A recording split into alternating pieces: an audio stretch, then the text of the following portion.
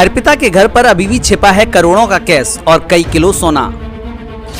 दो घरों में अब तक कितना पैसा मिला, पूरी डिटेल हम आपको इस खबर में बताएंगे। एक नहीं दो नहीं, अर्पिता के कई घरों के बारे में ईडी को मिली जानकारी।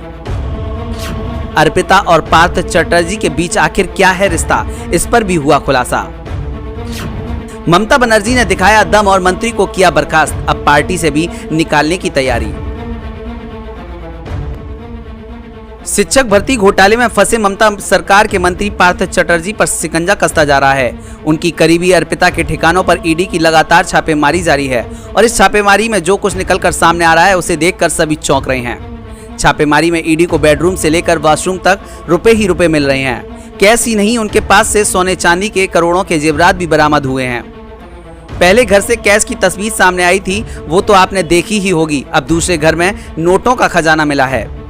इस घर पर ईडी की करीब 18 घंटे छापेमारी चली है, जिसमें 29 करोड़ रुपए कैश और 5 किलो सोना मिला है। रात भर नोटों की काउंटिंग होती रही।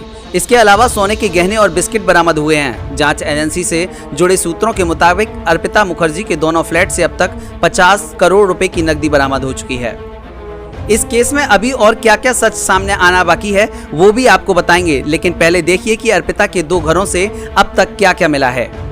पहली छापेमारी में ईडी ने ये किया बरामद 21 करोड़ रुपए के करेंसी नोट, 70 लाख रुपए से अधिक मूल्य का सोना, डॉलर में 50 लाख रुपए से अधिक की नकदी, 20 मोबाइल फोन। दूसरे घर में ईडी ने ये बरामद किया 28 करोड़ का कैश, सोने की छड़ों सहित 5 किलो सोना, कुछ अहम दस्तावेज, अर्पिता और पार्थ चटर्जी के साथ के कुछ फोटो। तो इतनी बड़ी मात्रा में कैश और सोना मिलने के बाद अब ममता बनर्जी भी एक्शन मूड में आ गई हैं। ममता ने कार्रवाई करते हुए अपने मंत्री पार्थ चटर्जी को मंत्रिमंडल से हटा दिया है। कहा जा रहा है कि ममता जल्द ही पार्थ को पार्टी से बाहर का रास्ता भी दिखा सकती हैं। करोड़ों के कैश पर अब सवाल यह है कि आखिर इतना पैसा आया कहां से। दरअसल जांच एजेंसी पश्चिम बंगाल में हुए शिक्षक भर्ती घोटाले के सिलसिले में तफ्तीश कर रही थी। उसी जांच में ये तथ्य सामने आया कि खुद शिक्षा मंत्री ने भर्ती के नाम पर करोड़ों की रिश्वत वसूल की।